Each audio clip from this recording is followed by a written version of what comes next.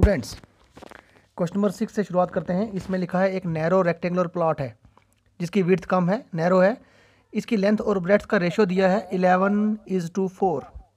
11 और 4 इसका रेशो है लेंथ और ब्रेड्थ का। तो 100 मीटर्स पर ₹100 पर मीटर से इसको फेंसिंग करनी है। टोटल 75,000 फेंसिंग का खर्चा है। इसके अकॉर्डिंग हमने इसकी डायमेंशन बतानी है। डायमेंशंस मीन लेंथ और ब्रेड्थ इसकी निकालनी है। तो समझते हैं क्वेश्चन नंबर 6। अभी हमने देखा था लेंथ और ब्रेड्थ का रेशो दिया है 11:4। तो उसके बीच में जो कॉमन वैल्यू है वो x हम मान लेते हैं। कॉमन वैल्यू को x मानते हैं क्योंकि लेंथ और ब्रेड्थ अलग से नहीं दी है, उनका रेशो दिया है 11 टाइम्स 11 गुना अगर लेंथ है तो 4 टाइम्स जो है वो ब्रेड्थ है। तो कॉमन वैल्यू को मान लिया x। x इसकी कॉमन वैल्यू है रेशो की। उसके अकॉर्डिंग लेंथ का रेशो 11 था तो लेंथ आ जाएगी 11x और ब्रेड्थ आ जाएगी 4x। Then length of the plot equal to 11x and breadth of the plot equal to 4x.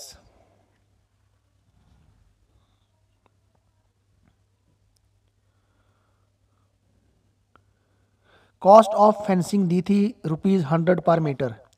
1 metre में फेंसिंग के लिए जो 1 मीटर की लेंथ है उसमें ₹100 का खर्चा आता है।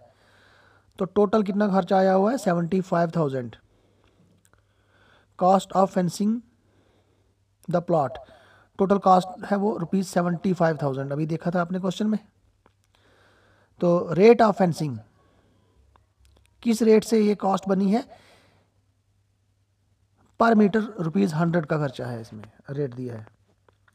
रेट ऑफ फेंसिंग 1 मीटर में ₹100 लगेंगे, वो रेट दिया है अकॉर्डिंग टू क्वेश्चन। अब हम बनाते हैं इक्वेशन।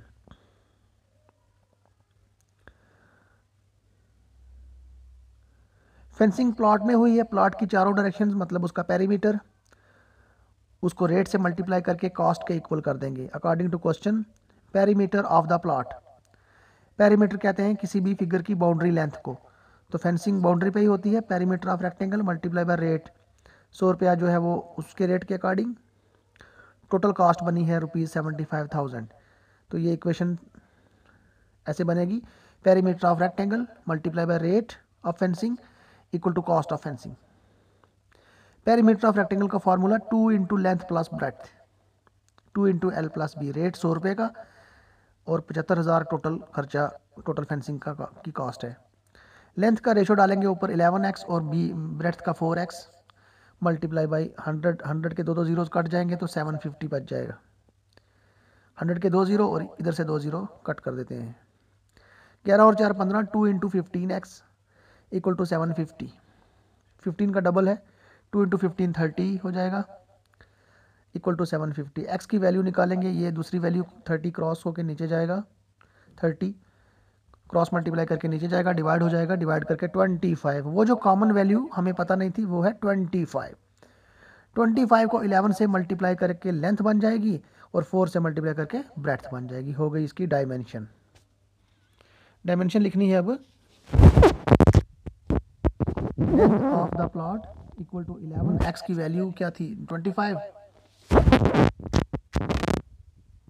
मल्टीप्लाई करके 275 मीटर and breadth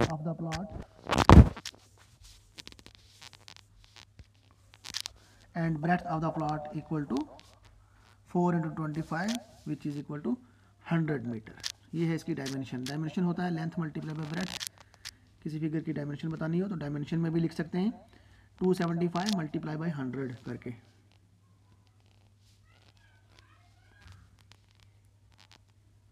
इस तरह से ये आप समझ लेना। Question number 7। हमीद 2 किस्म के कपड़े खरीदता है। Cloth material for school uniform, shirt material and trouser material. Shirt material की कॉस्ट है ₹50 पर मीटर, ट्राउज़र मटेरियल की ₹90 पर मीटर। आगे लिखा है for every 2 metre of the trouser material he buys 3 metre of shirt material. ये रेशो हमें समझना है। ट्राउज़र अगर वो 2 मीटर खरीदता है तो शर्ट के लिए वो 3 मीटर का कपड़ा खरीदता है। ऐसे जितना भी उसने खरीदा है उसने 2 और 3 का रेशो है। वो सारा बेचता है 12% और 10% के प्रॉफिट पे। 36,660 टोटल सेल है। हमें पूछा है ट्राउज़र मटेरियल उसने कितना बाय किया, कितना ट्राउज़र मटेरियल खरीदा वो बताना है।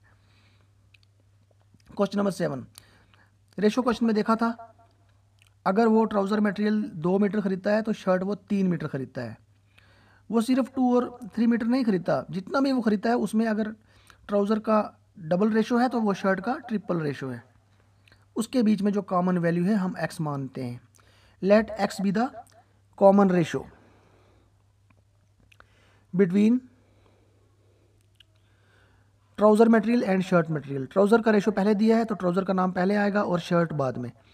Late x be the common ratio between the trouser material, trouser के लिए जो कपड़ा खरीदा और जो शर्ट के लिए खरीदा, एंड शर्ट मटेरियल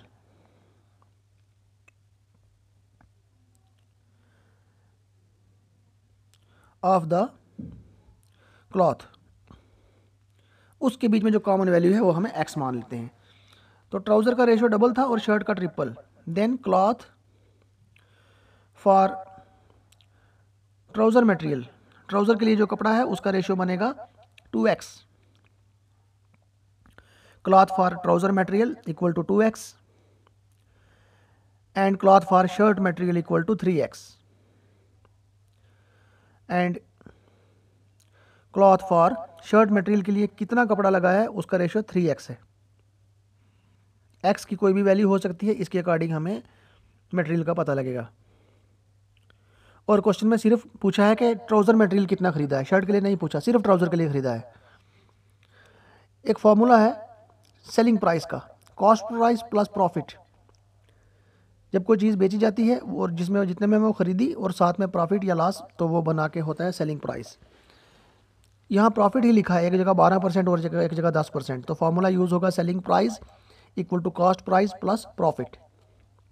इस फार्मूले के according selling price of cloth for trouser material, selling price of cloth for trouser material, trouser के लिए जो उसने कपड़ा खरीदा उसकी सेलिंग प्राइस क्या है। एक तो कॉस्ट प्राइस 90 और 12% प्रॉफिट।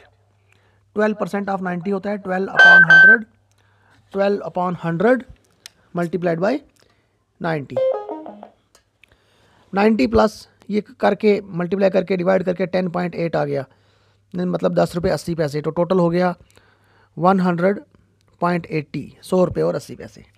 ये है ट्राउज़र मटेरियल की सेलिंग प्राइस। ट्राउज़र मटेरियल उसने इतने में बेचा। आगे लिखा है, आगे हमने निकालना है selling price of cloth for shirt material. Shirt में उसने 10% पे बेची है प्रॉफिट पे, तो यही formula cost price plus profit. 50 में ख़रीदा और 10% ऑफ 50 निकालना है, 10% इसका प्रॉफिट। 10% हो गया 10/100 मल्टीप्लाई बाई 50, तो ये 2 0 कट के 5 बचेगा। 50 प्लस 5, 55 है selling price, equal to 50 plus 5 करके 55 रुपीज़ 55। शर्ट मटेरियल की जो कास्ट है वो 55 की है, 55 में वो बिका। सिंस टोटल क्वेश्चन में पढ़ा था, टोटल जो सेलिंग वो सेल है वो है 36,660, 3660। अब हमने बनानी है इक्वेशन। यहाँ पे आपने ध्यान से समझना है इक्वेशन बनाते वक्त। According to question, selling price shirt material की 100.80 और शर्ट मटेरियल की क्वांटिटी है 2x। ठीक, कितना कपड़ा था 2x और कॉस्ट है, सेलिंग प्राइस है 100.80। इसी तरह से ट्राउज़र मटेरियल की है 55 और उसका मटेरियल कितना है वो 3x। ये प्लस हो जाएगा और टोटल सेल के इक्वल हो जाएगा। 3x उसका मटेरियल और 55 सेलिंग प्राइस की कॉस्ट, टोटल हो गया 3666। आगे हमने इक्वेशन को सॉल्व करना है। 2 मल्टीप्लाई करेगा इस वैल्यू का डबल हो जाएगा और इसको 3 मल्टीप्लाई करके 165x, 3660। इनको प्लस कर लेंगे, ये बना कोई 366.6 x और ये वाली वैल्यू सेम। x की वैल्यू निकालेंगे, वो वाली वैल्यू क्रॉस मल्टीप्लाई करके नीचे आ जाएगी और इसको डिवाइड करेगी। आफ्टर डिवीजन हमें मिलता है 100। तो वो कॉमन रेशो की जो कॉमन चीज़ की बात करते हैं वो 100 निकला है। तो शर्ट मटेरियल का रेशो 2x था, तो वो हो गया 200, क्योंकि क्वेश्चन में लिखा है हर एक ट्राउज़र मटेरियल के बदले उसने शर्ट मटेरियल जो है वो 3x खरीदा है। अगर 2 मीटर उसने ट्राउज़र मटेरियल खरीदा है तो वो 3 मीटर शर्ट मटेरियल खरीदा है।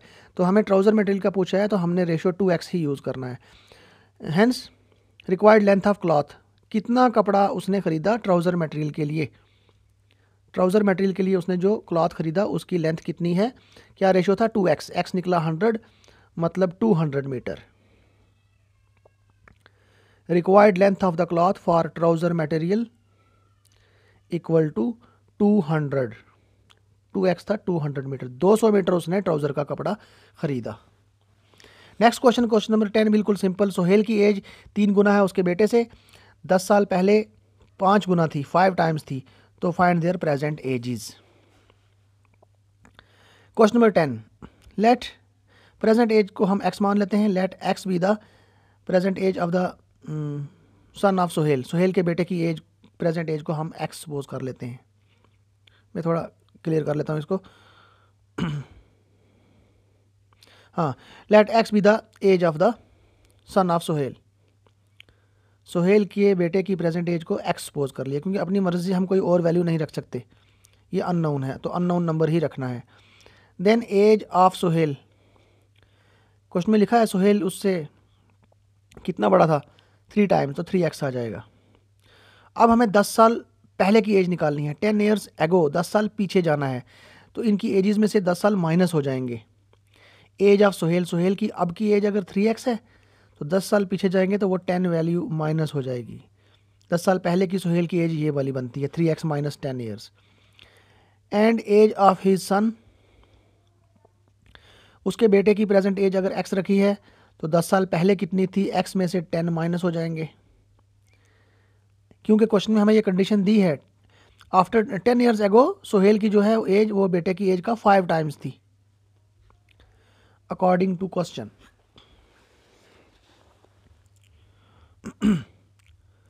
According to question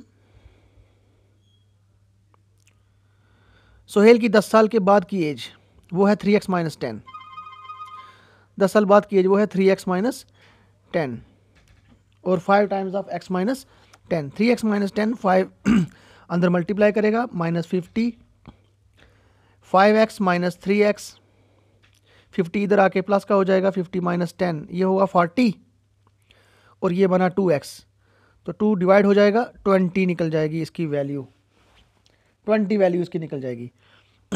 x equal to 20, तो बेटे की एज 20 और सोहेल के बेटे की एज 20, तो सोहेल की ट्रिपल है, तो 20 का ट्रिपल हो गया 60, 20 का ट्रिपल हो गया 60। Therefore age of the son of Sohail, age of the son of Sohail SUHAIL, son of the Sohail equal to triple है तो 20 का ट्रिपल हो गया, नो बेटे की 20 है sorry, age of the son of the Sohail equal to 20 years and age of Sohail, Sohail की अपनी एज जो है वो ट्रिपल है, तो 3 इंटू 20 हो जाएगा 60, क्योंकि x की वैल्यू 20 है वो 20 डालेंगे, ये रेशो है 3x, 3 इंटू 20 60 ईयर्स। इस तरह से ये एक इजी सा क्वेश्चन था, क्वेश्चन नंबर 10।